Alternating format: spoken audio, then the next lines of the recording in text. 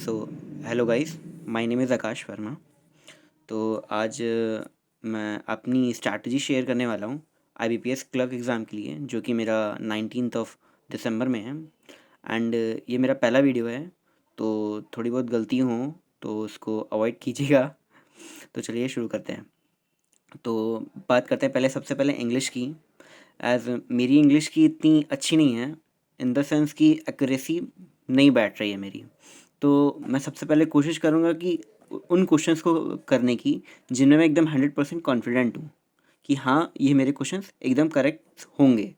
तो उनको सबसे पहले मैं ख़त्म कर दूंगा। शुरू के 5-6 मिनट जितने भी लगें, तो जितने भी उस पेपर के हिसाब से मेरे को सही लगेंगे मैं कर डालूँगा, जिनमें भी मैं कॉन्फिडेंट हूँ।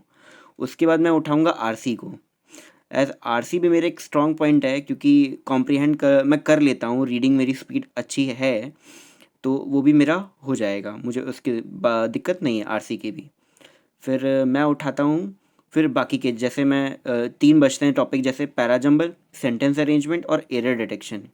और मेरा वीक पॉइंट यही है, एरर डिटेक्शन। सबसे ज़्यादा वीक पॉइंट मेरा ये है। ऐसे में पता है, मैं ऐसे रीड कर लेता हूँ कि हाँ, मैं समझ भी लूँगा कि क्या कहना चाह रहा है वो और क्या पूछना चाह रहा है वो। मैं सब रीड और बोल लूँगा, सब कुछ कर लूँगा। बट जब पूछता है कि एरर क्या है यहाँ पे, जैसे कुछ सेंटेंस में होते हैं कि आपको प्लूरल फॉर्म लिखना है, सिंगुलर रहना है, और कुछ में जैसे सिंपल टेंस, फ्यूचर टेंस वगैरह जितने भी टेंसेज होते हैं हमारे, उनमें भी डिफ़ाइन कर लेता हूँ। बट फिर भी मेरी ये इसमें एक्यूरेसी नहीं बैठ रही है। तो इसको मैं कोशिश करूँगा कि इसको एकदम लास्ट में मैं करूँ। तो उसके बाद जिनमें कॉन्फिडेंट है वो करने के बाद, आरसी करने के बाद मैं उठाता हूँ सेंटेंस अरेंजमेंट। एज़ ये हम कर सकते हैं with the help of options, क्योंकि ऑप्शन में हमें दिया हो रहता है, जैसे A C B D, D B C A. तो with the help of option you can do it. और बाकी उसके बाद फिर मैं उठाऊंगा फिर पैराजंबल्स को। एज पैराजंबल में आपका फर्स्ट स्टेटमेंट और द लास्ट स्टेटमेंट, ये दो क्वेश्चन आप कर सकते हो इजीली, क्योंकि लास्ट स्टेटमेंट वो होगा या तो कंक्लूजन होगा, या तो लास्ट में एक सजेशन दे रखा होगा। और फर्स्ट स्टेटमेंट वो होगा जहाँ से वो उस जो बात कहना चाह रहा है उसकी जो स्टार्ट करता है वो लाइन होगी। तो ये दो क्वेश्चन यहाँ से आपके पैराजंबल से बन जाएंगे एकदम करेक्ट। बाकी जो 3 रहते हैं, अगर इजी पैराजंबल आया तो आप कर सकते हैं, बट मैं कॉन्फिडेंट नहीं रहता हूँ, मेरी एक्यूरेसी इसीलिए बिगड़ जाती है इन 2 टॉपिक की वजह से। और बस यही दिक्कत रहती है मेरी। इसीलिए मेरे मतलब पहले तो जब मैंने स्टार्ट किया था प्रिपरेशन, तो मेरे अराउंड 11 टू 12 स्कोर करता था। अभी अराउंड मैं कर ले रहा हूँ 18 टू 20, 22, इस तरह से मैं अराउंड स्कोर कर ले रहा हूँ। और हाँ, ये नोट है मैंने ऐसे ही बनाया हुआ है कि try to attempt at least 25 questions confidently, क्योंकि अब जैसे आप सब जानते हैं 30 क्वेश्चंस का टोटल ओवरऑल इंग्लिश का पेपर होता है। और आईबीपीएस क्लर्क का एग्ज़ाम है जिसमें कट ऑफ काफ़ी हाई जाएगी, अराउंड 75 टू 80 के आसपास। मैं यूपी से बिलोंग करता हूँ, तो मेरे को मिनिमम 80 प्लस तो करना पड़ेगा, 80 प्लस तो रिक्वायर्ड है ही। तो 25 क्वेश्चन मैं तो एकदम कॉन्फिडेंटली करूँगा। उसके बाद मैं एरर डिटेक्शन को उठाऊँगा, बिल्कुल मैं छोड़ूंगा नहीं, उठाऊँगा। और अगर मेरे को समझ में आता है कि हाँ, मेरे को लग रहा है यहाँ पे मिस्टेक है, मैं डेफिनेटली मैं करूँगा, मैं छोड़ूंगा कुछ नहीं। और अगर मेरे को थोड़ी सी भी कन्फ्यूज़न है, then I will leave it. उसके बाद बात करते हैं क्वांट की। तो क्वांट में एज मेरी तो क्वांट और रीजनिंग थोड़ा अच्छा है, तो क्वांट में मैं सबसे पहले सिंप्लीफिकेशन उठाऊंगा, then number series, then quadratic, then DI. ये 4 टॉपिक मुझे इस तरह से करना है, ताकि ये सब करने के बाद मेरे पास अराउंड 6 टू 7 मिनट बचे एंड में। Then I will pick the arithmetic and those question, जैसे जिन जिन टॉपिक अर्थमेटिक के वो भी क्वेश्चन जिनमें मैं काफ़ी स्ट्रांग हूँ, जैसे मैं स्ट्रांग हूँ परसेंटेज में, रेशियोज़ में, मिक्सचर एंड एलिगेशन में, मिक्सचर एंड एलिगेशन वाले क्वेश्चंस में मैं स्ट्रांग हूँ। पार्टनरशिप में मेरा बहुत अच्छी है पकड़। और भी एक दो टॉपिक हैं, जैसे एस आई सी आई मेरा अच्छा है। ये कुछ टॉपिक ऐसे हैं जिनमें मैं काफ़ी अच्छा हूँ, मैं कर लेता हूँ। तो इन इन क्वेश्चन से ही मिला के मेरे ख्याल से 5 टू 6 क्वेश्चंस मेरे बन जाएंगे। तो इस तरह, मतलब इस तरह से अगर आप देखा जाए तो 5 मान लीजिए अगर सिंप्लीफिकेशन आते हैं, 5 मान लीजिए सीरीज़ आती हैं, 5 मान लीजिए ये आता है, और 5 नंबर का ही अगर डीआई भी आता है, तो आप जान लीजिए 5, 10, 20 या 10 नंबर का DI हो गया, तो अराउंड ये 25 तो मेरा बन गया है शुरू के सिर्फ 13 से 14 मिनट में। बाकी के मैं 4, 5, 6 नंबर और ऐड कर लूँगा 5 या 6 और, तो मेरे ये अराउंड 31 हो जाएंगे। तो इस तरह से ये मेरी क्वांट की स्ट्रैटेजी रहने वाली है। तो अब बात करते हैं रीजनिंग की। रीजनिंग ये मेरा सबसे स्ट्रॉन्ग पॉइंट है, क्योंकि पज़ल क्लर्क का एग्ज़ाम है, एज़ मैं जैसे मेंशन किया कर रहा हूँ कि इसकी पज़ल बहुत इजी होगी। मतलब आपको इतना पॉसिबिलिटी नहीं लगानी पड़ेगी, जो दिया है क्वेश्चन में आप स्टेप वाइज करते जाओगे, आपकी पज़ल बन जाएगी। क्लर्क में यही होता है कि आप अगर क्वेश्चंस को, जो पज़ल के क्वेश्चन रहते हैं, आराम से रीड करो और उनका लाइन की समझ जाओ, तो आप स्टेप वाइज ख़त्म कर सकते हो, उसका कोई दिक्कत नहीं। तो इसका मैंने अभी अराउंड 1, 2, 3 एग्ज़ाम दिए हैं। पहला दिया SBI क्लर्क, और फिर दिया था मैंने RRB क्लर्क, फिर दिया SBI PO, फिर दिया है IBPS PO। ये 4 मैंने एग्ज़ाम दिए हैं, जिसमें से इसमें मेरे 45 थे, अराउंड 100। तो ये मेरा पहला एग्ज़ाम था। मतलब इसके मतलब जब भी 12 जुलाई को मेरा एग्ज़ाम था, तो मैंने इसके अराउंड 1 मंथ पहले ही प्रिपरेशन स्टार्ट की थी अपनी बैंकिंग की, तो मुझे इतना बुरा नहीं लगा। फिर RRB क्लर्क में मेरे 80 में अराउंड 73 आए थे, और उसके बाद SBI PO मैंने अभी दिया है, जिसमें मेरे 61 अटैम्प्ट हैं, और इस IBPS PO दिया जिसमें मेरे 73 अटैम्प्ट हैं। तो इन दोनों का तो अभी रिज़ल्ट आया नहीं है, इन दोनों का आया है। तो अभी देखते हैं, इन पे भी मैं जल्दी वीडियो लाऊंगा कि जब रिज़ल्ट आ जाएगा, कि अगर मेरा होता है then I will definitely upload that video. तो हाँ, पर रीजनिंग की बात कर रहे थे।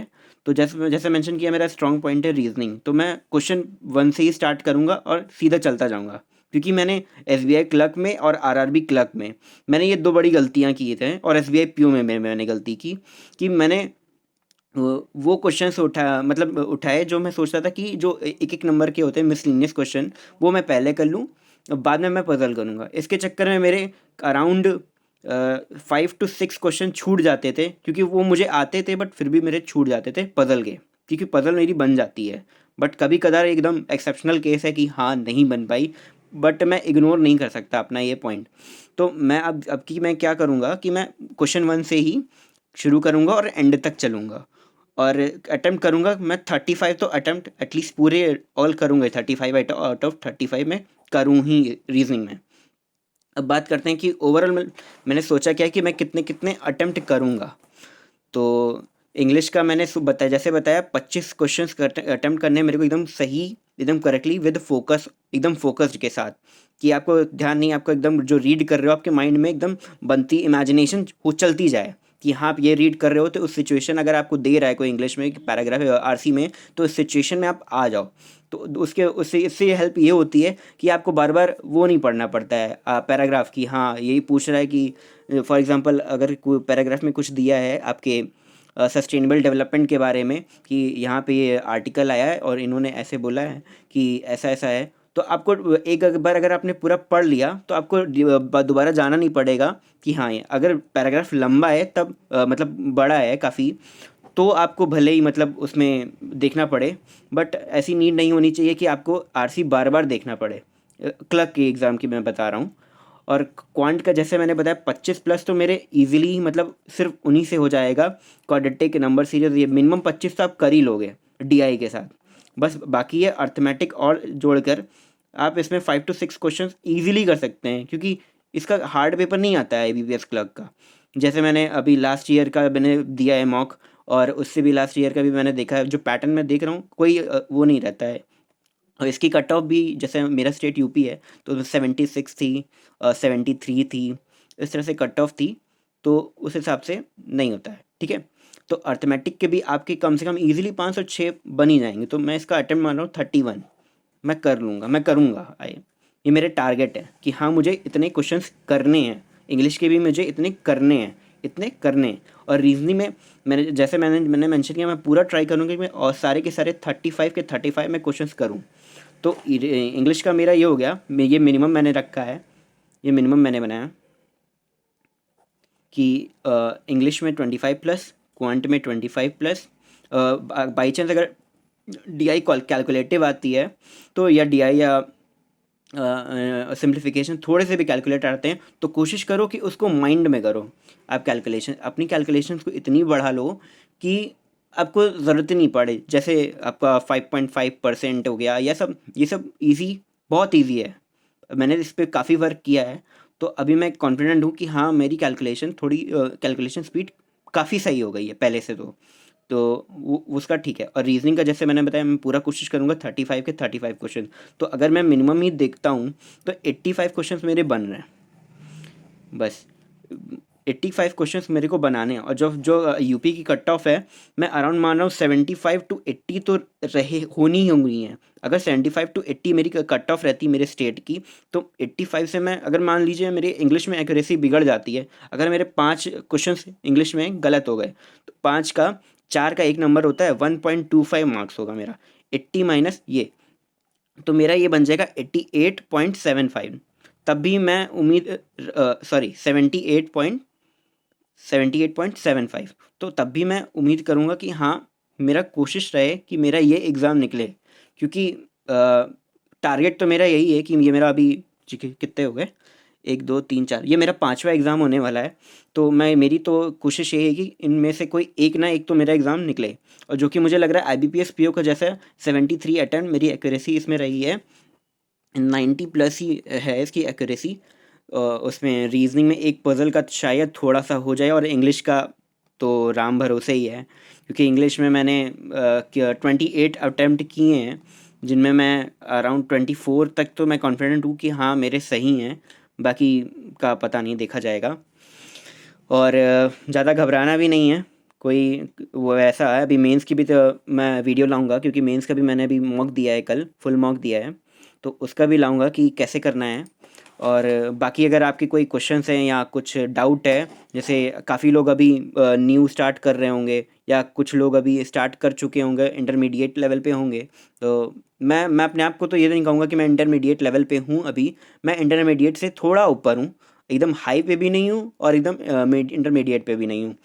तो अगर आपके कोई डाउट वगैरह कुछ हो, तो आप कमेंट सेक्शन में मेरे को पूछ सकते हैं कि क्या कुछ डाउट है कि ऐसा। क्योंकि मैं भी बिगिनर था पहले, अभी ये जून से स्टार्ट किया है, तो मैंने भी काफ़ी लोगों के वीडियो देखे थे, तो मुझे लगता है कि शायद बनाना चाहिए।